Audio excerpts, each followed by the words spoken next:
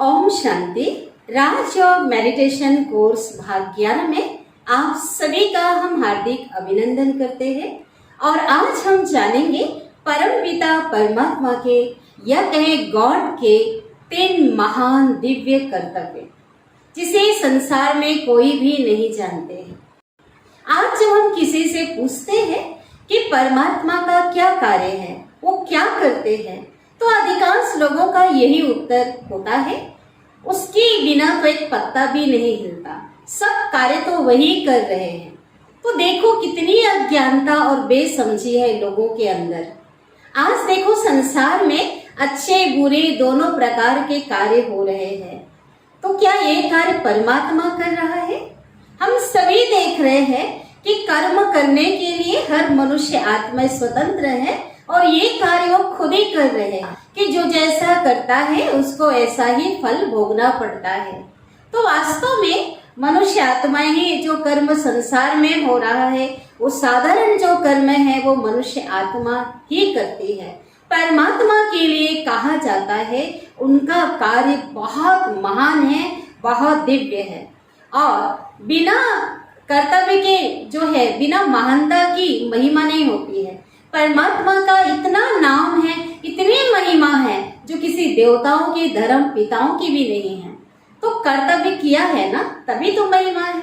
इसलिए कहा जाता है उनके लिए ऊंचा तेरा नाम, ऊंचा तेरा धाम।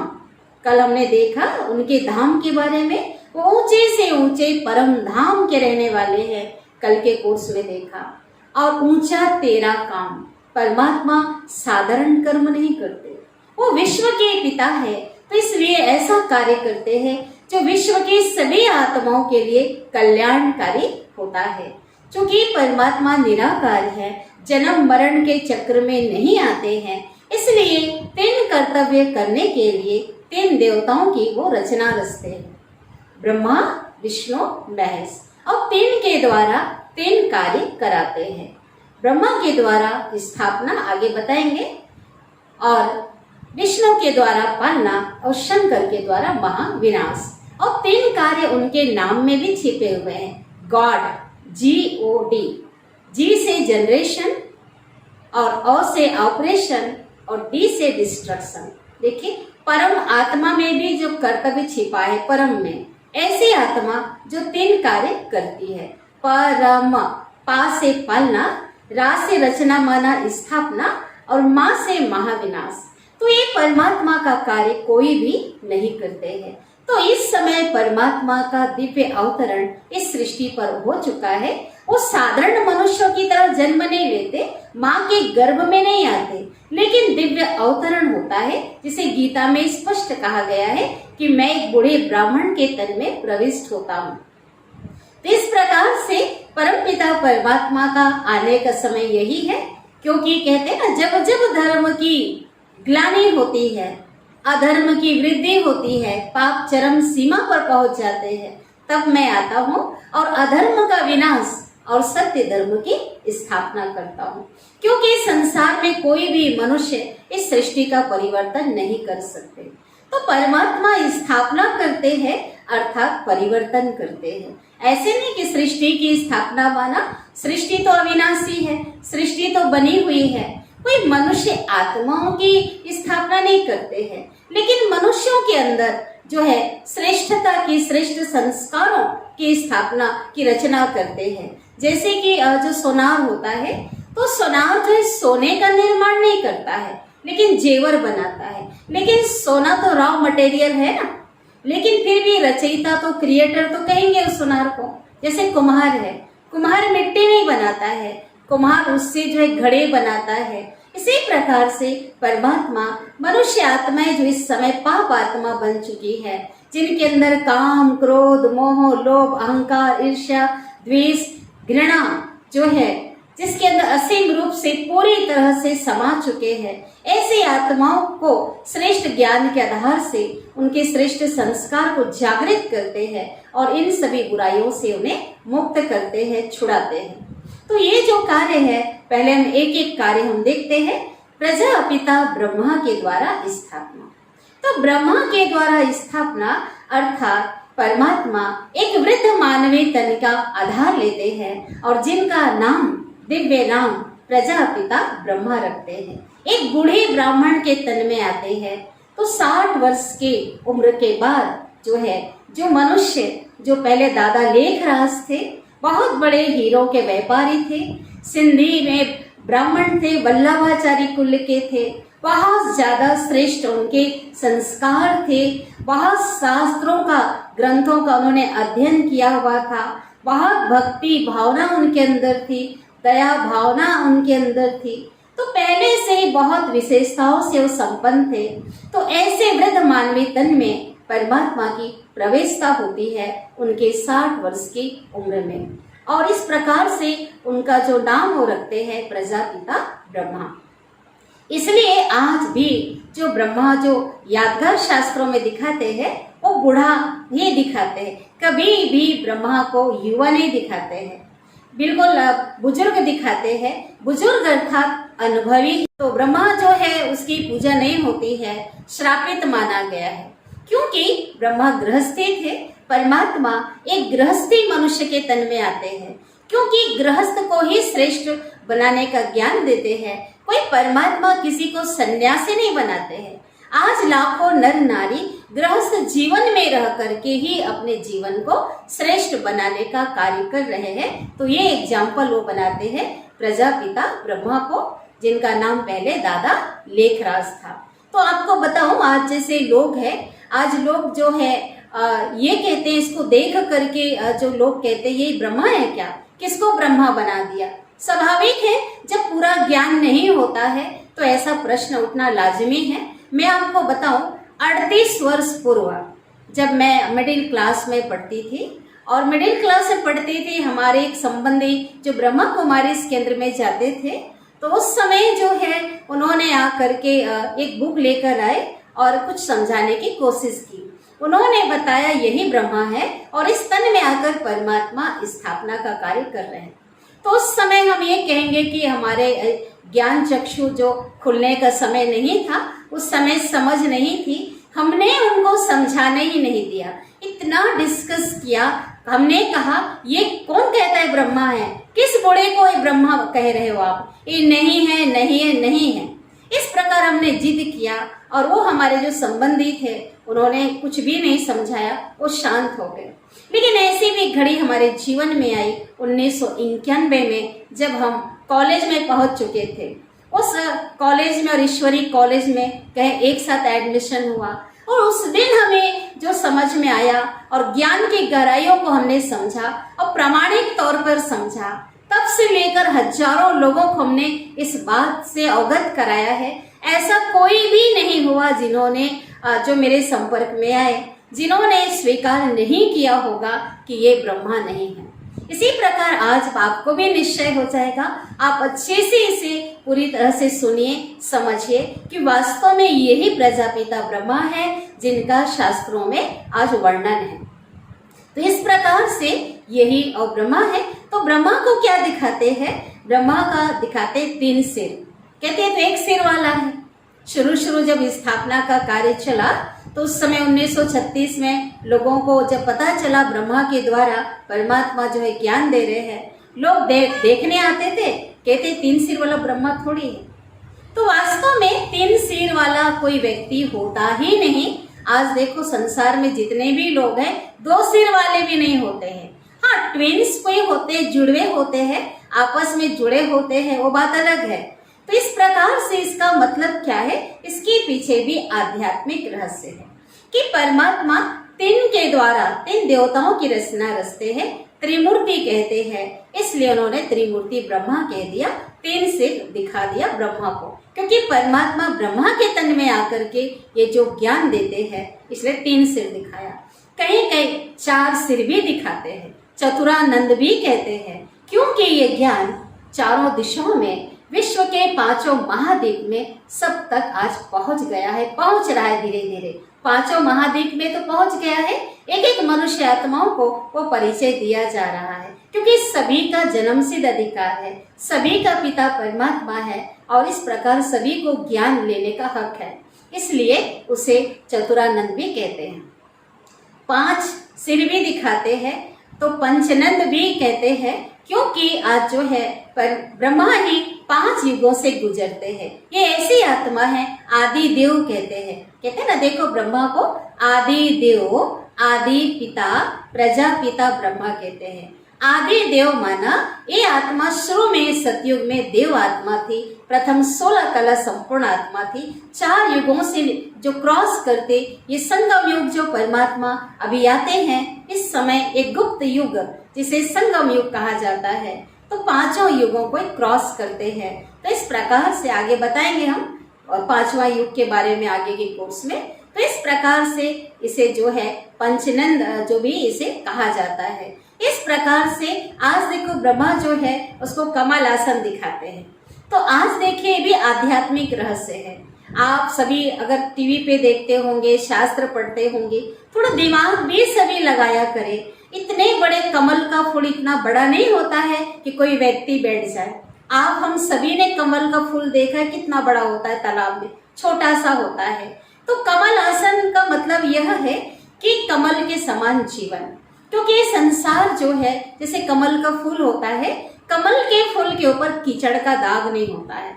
कमल का फूल आज तालाब ही उसका संसार है और झुंड में होता है वो। इसी प्रकार से पूरे तालाब में जो है फैले होते हैं, उसकी जड़ें जो है बहुत दूर तक। तो हमें भी परमात्मा यही शिक्षा देते हैं कि आपको संसार नहीं छोड़ना है, संसार में रहकर परिवार के बीच रहकर अपने जीवन को कमल की तरह सुंदर, पवित्र, निर्मल बनाना है। इसी प्रकार से गृहस्थ जीवन में रहकर अपने जीवन को श्रेष्ठ बनाने का प्रतीक है। और ये पहला कार्य प्रजापिता ब्रह्मा ने एग्जाम्पल बन करके किया। संसार नहीं छोड़ा, गृहस्थ नहीं छोड़ा, संसार में रहकर अपने जीवन को उत्तम बनाया। और आज तो लाखों लोग इस क्रम में आ चुके हैं। तो इस प्रकार से उनके हाथों में दिखाते हैं शास्त्र, अर्थात पहले से इन्होंने अनेक वेद ग्रंथ पढ़े हुए थे, लेकिन ये सत्य प्रमाणिक ज्ञान परमात्मा ने इनके द्वारा दिया। अनेक शास्त्रों का जो सार है, जो निचोड़ है, शिव परमात्मा जो ज्ञान के सागर है, इस ब्रह्मा के तन में आकर उनके कमल मुख से वो दिव्य ज्ञान देते हैं। इसलिए हाथों में शास्त्र दिखाते हैं। ब्रह्मा के हाथों में माला भी दिखाते हैं। ब्रह्मा तो मनुष्य है, कोई ईश्वर नहीं है, लेकिन उन्होंने निरंतर उस परमात्मा को, उस परम पिता को याद किया है और अपने जीवन को श्रेष्ठ बनाया है। इसलिए उसके हाथों में क्या दिखाते हैं? माला दिखाते हैं। तो इस प्रकार ब्रह्मा द्वारा स्थापना था। भगवान इस तन में आकर आज विश्व की लाखों नर नारी जो परमात्मा के संपर्क में आते हैं, परमात्मा उन्हें एक दिव्य ज्ञान दे करके उनके सुसुप्त जो दिव्य संस्कार है उसको जागृत करते हैं। उनके अंदर की जो अपवित्रता है, जो विकार वासनाएं बुराइयां हैं, उन्हें दिव्य ज्ञान और राजयोग के माध्यम से उसका जो है उसका विनाश करते हैं, उसका परिवर्तन कराते हैं। तो यह है नई दुनिया की स्थापना। और इस प्रकार से नई दुनिया के लिए उन मानव को तैयार करते हैं, उनके अंदर श्रेष्ठ संस्कारों का जो है निर्माण करके नए युग के योग्य उन्हें बनाते हैं। इस प्रकार से कहते हैं ब्रह्मा द्वारा स्थापना। किसकी स्थापना? नई सृष्टि की स्थापना। लेकिन स्थापना के पहले नए जो दिव्य संस्कारों की जो है नवनिर्माण कह सकते हैं आत्माओं के भीतर। ठीक है, इस प्रकार से संस्कारों को जागृत करना कह सकते हैं। तो इस प्रकार से परमात्मा जो है स्थापना का कार्य इनके द्वारा करते हैं, जिस कार्य को 85 वर्ष पूरे हो चुके हैं। 1936 से सिंध हैदराबाद से ये कार्य शुरू हुआ था और इनका विशाल वट वृक्ष की तरह विश्व के 5 महाद्वीप में ये जो परमात्मा का ज्ञान पहुंच चुका है और लाखों नर नारी अपने जीवन को श्रेष्ठ बना रहे हैं। तो ये स्थापना का कार्य लगभग पूरा होने को है और सभी को मैसेज अन्य आत्माओं को मिल रहे हैं, क्योंकि सभी लोग देवतुल्य नहीं बनेंगे, सभी लोग इस ज्ञान को धारण नहीं करेंगे। इसलिए कहते हैं परमात्मा ने कहा है ना कि जब मैं आता हूँ, गीता में भी है, कोटों में कोई मुझे जानते हैं, करोड़ों में से कोई मुझे जानते हैं और कोई में से कोई मुझे प्राप्त करते हैं। तो इस प्रकार से हर एक को मैसेज मिल रहा है, लेकिन परमात्मा को पहचानने वाली वो भाग्यशाली पद्मा पदम भाग्यशाली आत्माएं थोड़ी सी होती है, और वही थोड़ी सी आत्माएं उस श्रेष्ठ ज्ञान को धारण करके ही देवतुल्य बनती है, जो ईश्वरीय विश्वविद्यालय का लक्ष्य है। जो पहले दिन के कोर्स में हमने आप सभी को बताया था कि नर ऐसा कर्म करे नर श्री नारायण बन जाए, और नारी ऐसी कर्म करे नारी श्री लक्ष्मी के समान बन जाए। तो ये है स्थापना का कार्य, तो यही ब्रह्मा है, कोई और दूसरा ब्रह्मा नहीं है। आज देखो हमने ओरिजिनल ब्रह्मा को रख दिया है, और कोई और उस ब्रह्मा को भी किसी ने फोटो क्लिक करके नहीं बनाया है, वो तो काल्पनिक ब्रह्मा है जो शास्त्रों में, और जितने भी देखेंगे अलग अलग है, तो वास्तव में ये ब्रह्मा है। अब है शंकर के द्वारा विनाश, क्योंकि स्थापना के बाद विनाश भी चाहिए। क्योंकि आज देखिए कि आज किसी के पास अगर कोई मकान, एक ही मकान है, जमीन और दूसरा नहीं है, और वो मकान भी रहने योग्य नहीं है, टूट रहा है, फूट रहा है, पुराना हो चुका है, तो क्या करेगा जो मालिक है? उस मकान को तोड़कर उसी स्थान पर एक नया मकान जो है वो तैयार करेगा। ठीक इसी प्रकार से सृष्टि आज विज्ञान ने सिद्ध कर दिया है। आज हम विज्ञान के युग में हैं, और परमात्मा का ज्ञान ऐसा है जो वैज्ञानिक प्रमाण सहित है। आज ऊपर कोई दूसरी दुनिया नहीं है, यही वो सृष्टि है जिसमें जीवन है। तो इसी सृष्टि में परमात्मा पहले सफाई कराते हैं, महाविनाश के बाद ही नई सत्युग की सृष्टि आएगी। क्योंकि कहते हैं स्वर्ग यहीं नर्क यहीं, तो यही दुनिया आज नर्क बन चुकी है। आज नर्क में कितने मनुष्य दुख भोग रहे हैं, यातनाएं भोग रहे हैं, इस प्रकार से यही नर्क है। तो इस सृष्टि का विनाश जरूर चाहिए। कहते हैं ना, पाप का घड़ा जब भरता है फूटता जरूर है। इसी प्रकार से अति का अंत जरूर होता है। संसार अति में जा रहा है। आज मनुष्यों के अंदर पाप चरम सीमा पर पहुंच गए हैं। ठीक है, आज जो है इतने अत्याचार हो रहे हैं, संबंधों में पवित्रता नहीं है।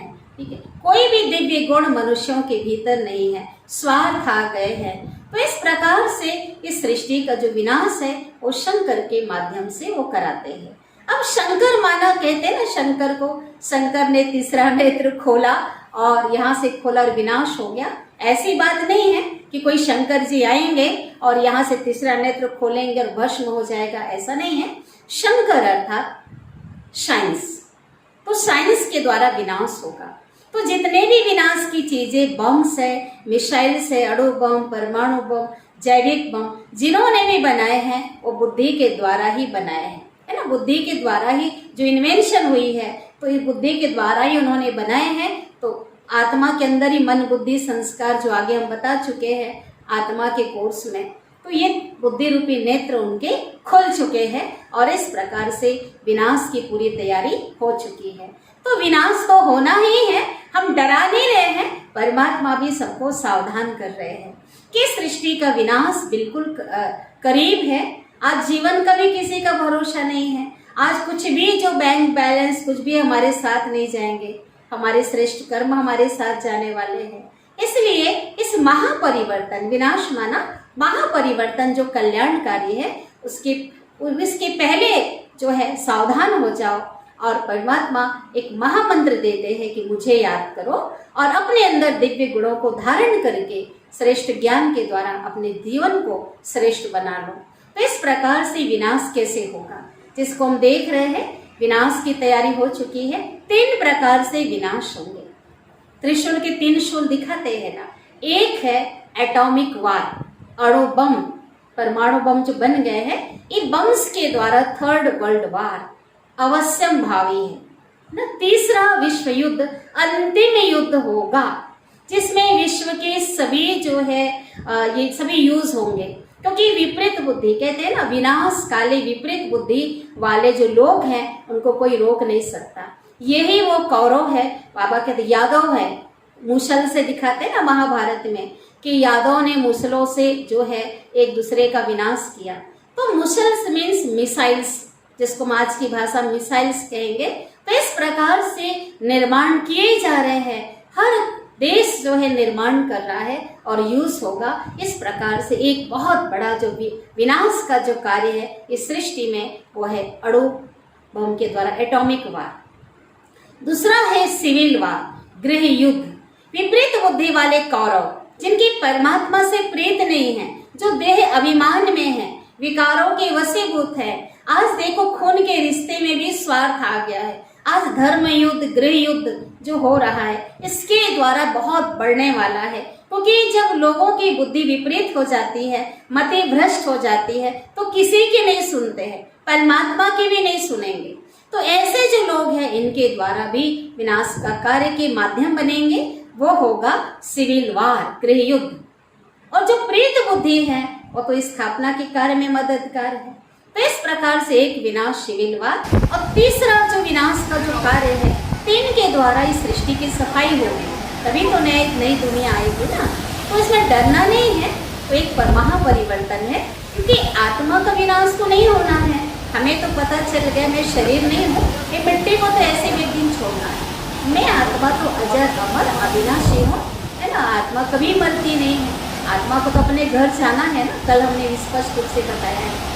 तो तीसरा जो विनाश का या दुनिया की सफाई का एक बहुत बड़ा जो कार्य है, और नेचुरल कैलेमिटीज करेगा, प्राकृतिक आपदाएं, बहुत बड़ा विनाश। अंतिम समय में पांचों तत्व परमात्मा ने हमें पहले से बताया है, एक साथ काम करेंगे। आज हम देखते रिहर्सल को हम देख ही रहे हैं, कहीं भूकंप आ रहा है, कहीं आकाल, बाढ़, आंधी, तूफान, ये सब प्रकृति आज तमोगुणी बन गई है।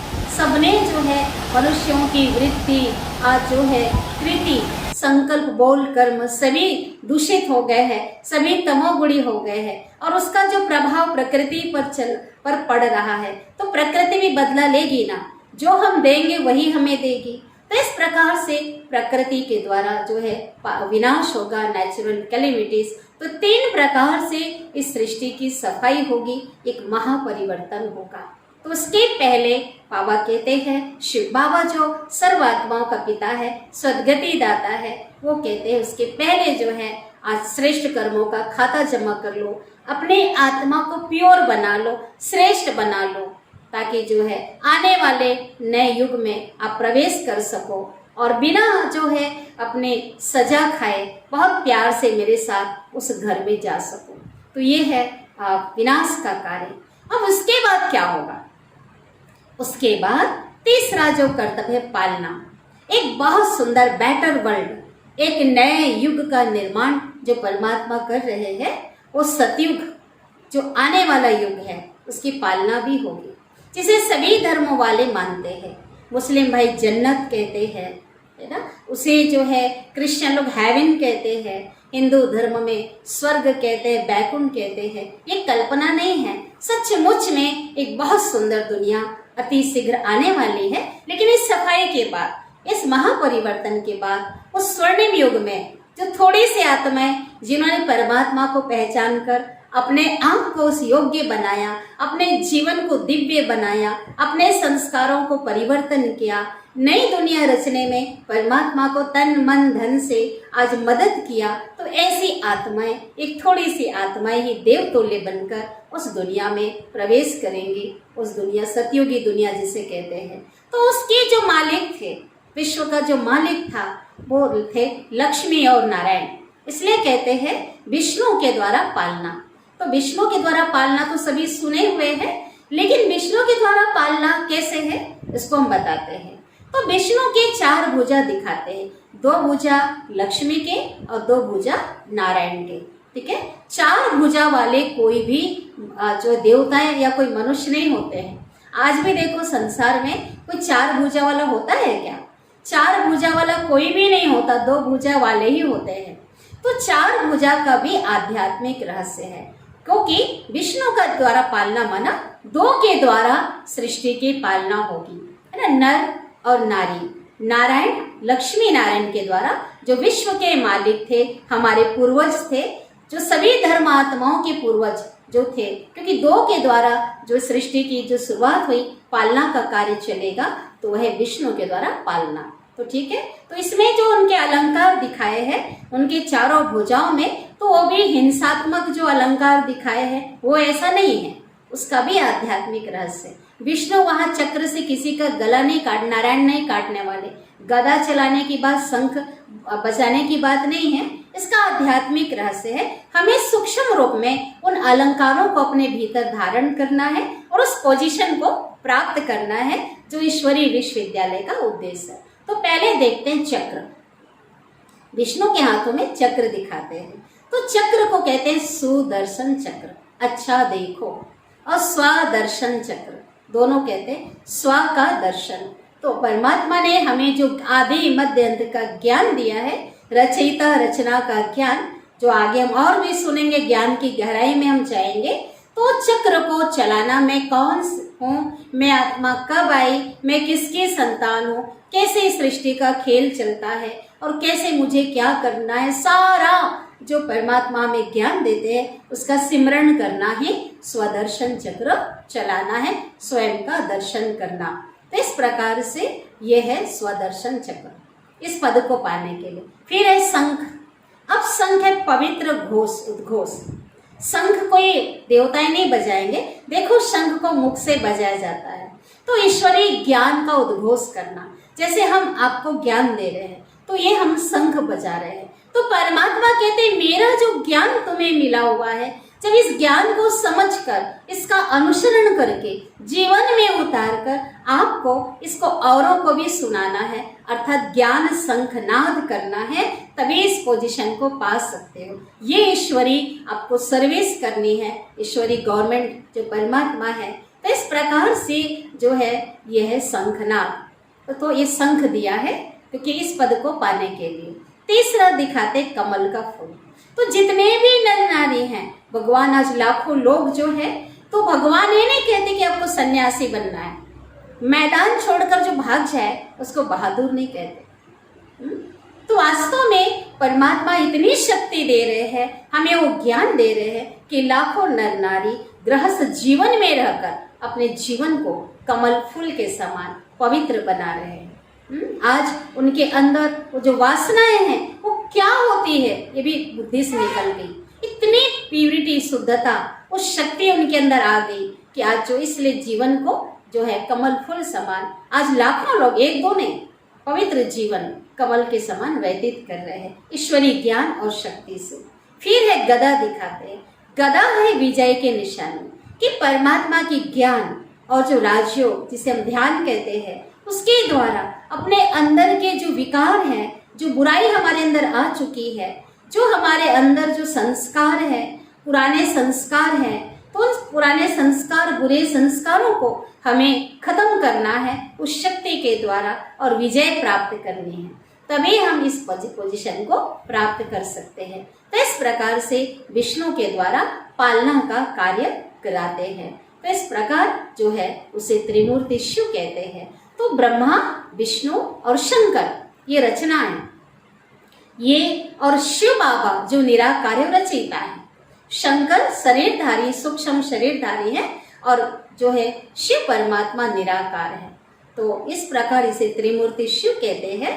और इसीलिए आज जो त्रिपुंड जो है लकीर लगाते हैं, उनके शिवलिंग के ऊपर 3 लकीर लगाते हैं, ब्रह्मा विष्णु महज 3 कर्तव्यों के यादगार त्रिमूर्ति शिव कहते हैं।